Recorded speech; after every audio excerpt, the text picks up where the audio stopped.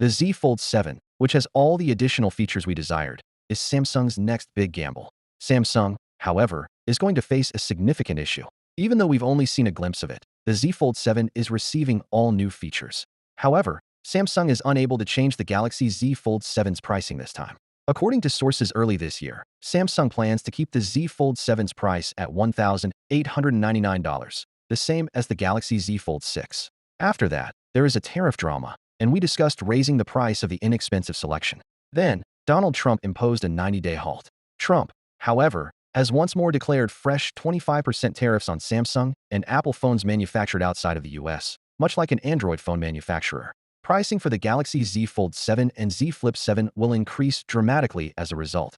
For comparison, a 25% price increase from Samsung would result in an additional $474 in price increases due to additional tariffs. This would push the base model Z Fold 7 above $2,300, which is a huge jump that would make many people avoid Z Fold 7s and stick with the previous generations or choose the alternatives. Even though Samsung is the greatest in the business with the priors, which means 512 gigs for the same pricing, it's still hard to defend the price for the US market. However, you should look at the product mentioned in this video if you're looking for a Z Fold 7 with reduced pricing.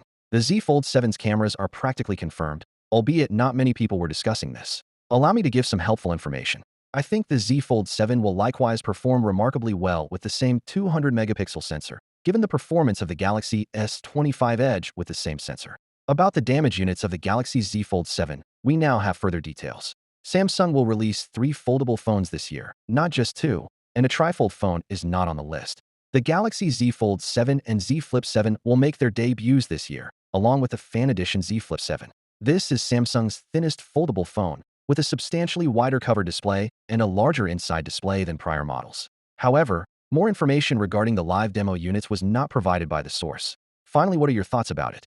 So without being said, let me know your thought in the comment below, and if you are new here, please subscribe. Peace out.